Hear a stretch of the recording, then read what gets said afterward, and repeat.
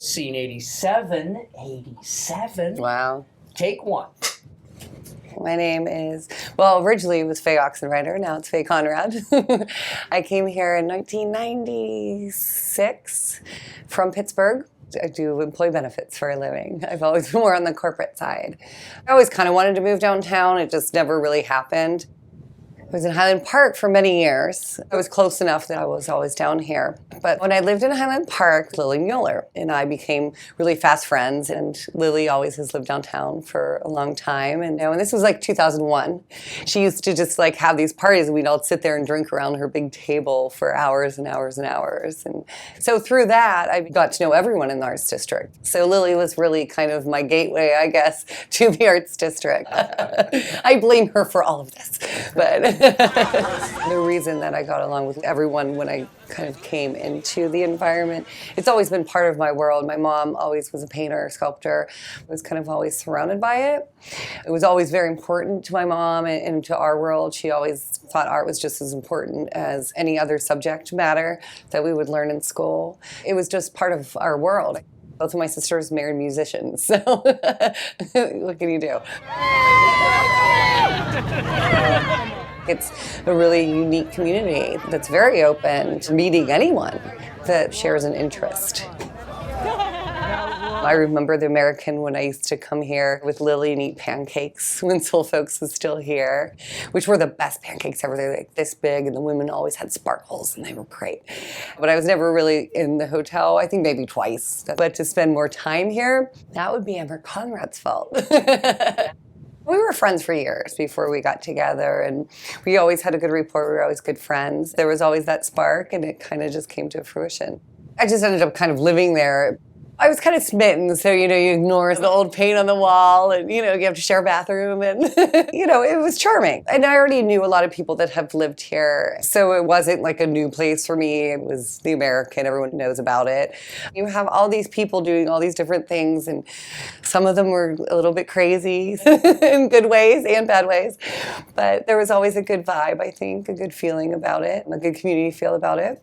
Terry was always here. Tati was right down the hall. Tati was always hilarious. Tati was always very protective of Emmeric. When I was pretty much living here, we were downstairs at East there. We were all pretty wasted at this time. So we're sitting at the bar, and she starts getting all tough with me, right?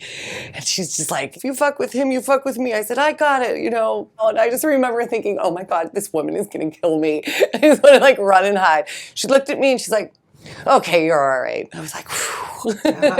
But since then, we've been very good friends. So we would come home from, being out and about.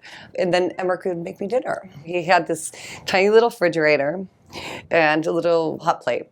And he used to make me stir fry and pasta. It was always great. He's a great cook. He still always cooks. I admire your luck. We used to watch movies all the time. Bond.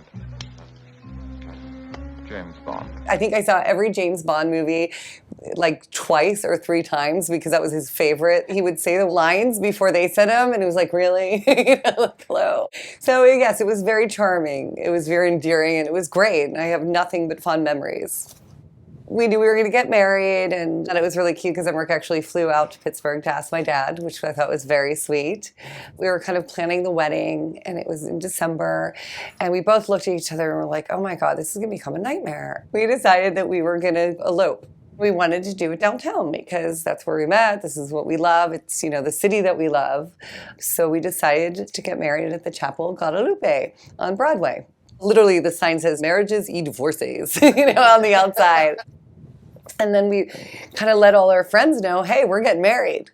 Come on out and celebrate. We were only together like 6 months before we got married, even though we knew each other for a long time. So a lot of people were like, I don't know if this is going to last. Like, okay, but we're going to go. We're going to check it out. So we had, a ton of people. A medium-sized chapel. It got so filled when we got there that like the preacher guy comes up and he's like, okay, it's too many people. You got to move to a bigger chapel. So, you see this funnel of everyone coming out of the chapel, moving to the bigger chapel. As he's asking Emmeric, oh, wait, this is more money. Give me your credit card, You could tell the guy that was marrying us was like, okay, is this real? Is this not real? Because it's not their typical wedding at the Chapel of Guadalupe. They've never seen anything quite like this. But by like mid-ceremony, he was like tearing up too. So it was really sweet. Like he even came and said it was like the best wedding he officiated, and he was just very sweet about it. And then we had members of Kelsonic come. So when we walked out of the chapel, they were right there in like the big hallway and started playing music, and we did a little dance, and it was really sweet. And then they followed us down the street. Things were a little bit freer than they are now, or they're a lot more stricter because you have, this influx of money and new people, and that always changes the area. Oh, you definitely had a lot more parking back then. And change isn't always bad, it's just different. A lot of people that I think live down here can't afford it anymore, which is always a shame. So you see some of that community go away, but you still see a tight community. And I think that hopefully we can find a way for that to stay. Okay.